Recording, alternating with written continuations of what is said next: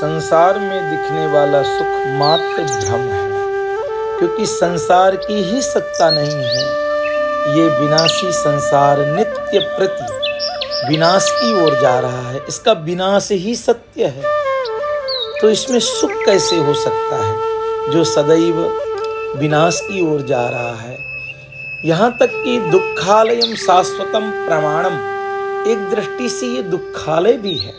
अगर संसार में आप सुख खोज रहे हैं तो आप इसी प्रकार भ्रमित हैं जैसे रेगिस्तान में कोई व्यक्ति जा करके पानी खोजे, परंतु धूप जब पड़ती है रेगिस्तान में तो मृगमारीची दूर जल दिखाई पड़ता है, परंतु जल होता नहीं है, मात्र रेत ही रेत होती है। वहां दौड़ता हुआ मृग मर जाता है, परंतु एक बूंद पानी नहीं पाता। उसी प्रकार से मनुष्य जीवन पर्यंत यहाँ सुख खोजता रहता है, परंतु उसको सुख नहीं मिलता। प्रश्न आता है कि जो हमें संसार में सुख दिखाई पड़ता है वो क्या है, कैसे आता है, उसकी सत्ता क्या है। तो आपको मैं बताना चाहूँगा कि संसार में जो सुख दिखाई पड़ रहा है वो सुख जैसा तो लगता है, परंतु वो सुख नहीं है। संसार में कोई सुख नहीं है, सुख आपके अंदर से आ रहा है और आप उसको संसार में देख रहे हैं। अंदर बैठा हुआ जो परमात्मा है उसी के कारण आपको सांसारिक वस्तुओं में भी सुख जैसे भान होता है, परंतु कोई सुख नहीं है। वो भ्रमवश जो अंदर से सुख आ रहा है उसको बाहरी सत्ताओं में आप लक्षित करने लगते हैं कि मुझको धन के कारण सुख आया, मुझे बीवी के कारण या पति के कारण या बच्चों के कारण या मान सम्मान के कारण।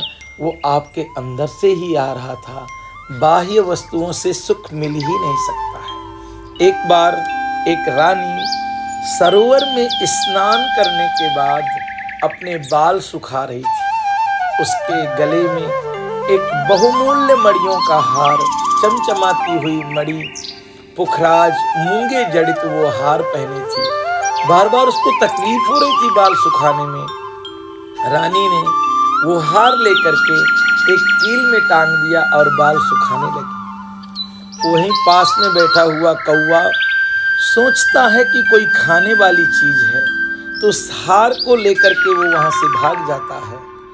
भागने के बाद एक पेड़ में ले जाता है और पेड़ में लटका करके उस हार को बार बार चोंच से मारने का प्रयास करता है कि मैं इसको खा लूं, पर वो तो पत्थर ही थे, खा नहीं पाया, वहीं छोड़ करके उड़ गया। रानी ने बाल सुखाए और बाल सुखाने के बाद रानी जब हार खोजती है तो उसको हार ही नहीं मिलता है। वो खोजने का बहुत प्रयास करती है, परंतु हार नहीं मिलता उसको। दौड़ी दौड़ी राजा जी के पास में गई, राजा से कहा कि मेरा हार नहीं मिल रहा है। तो महाराज ने कहा कि रानी बिल्कुल चिंता मत करो, उससे भी सुंदर एक हार मैं तुम्हें ला करके पहनाऊंगा, आप चिंता मत करो, मैं बुलाता हूँ जौहरी को, सुनारों को। परंतु रानी ने कहा कि मैं वो ही वाला हार पहनूंगी। स्त्रियों का हट, प्रिया का तो हट भी होता है, हट करके बैठ गई। अब राजा इतना परेशान कि वो हार कहाँ मिले, हार कहाँ मिले, हार मिला ही नहीं, प्रयास बहुत किए गए। राजा ने आज घोषणा कर दिया महामंत्री के सामने कि पूरे राज्य में ढिंढोरा पिटवा दिया जाए, रानी का हार जो खोज करके लाएगा उसको आधा राज्य में दे दूंगा। अब मित्रों, उस हार को खोजने के लिए पूरी प्रजा, सेना, सेनापति, मंत्री, महामंत्री ऐसे पागलों के जैसे लग गए कि वो हार मिल जाए, हार मिल जाए। और करते भी क्यों नहीं, क्योंकि आधे राज्य का सवाल है। सब हार खोज रहे हैं, खोज रहे हैं, खोज रहे हैं। एक दिन एक हवलदार एक जगह देखता है कि हार दिखाई पड़ रहा है, बहुत भयंकर मलमूत्र से भरा हुआ वो गड्ढा है, उसमें बहुत सारे जीव जंतु मरे पड़े हुए हैं। हार तो दिखाई पड़ रहा है, पर इतनी बदबूदार जगह है कि वो उसमें जाए कैसे।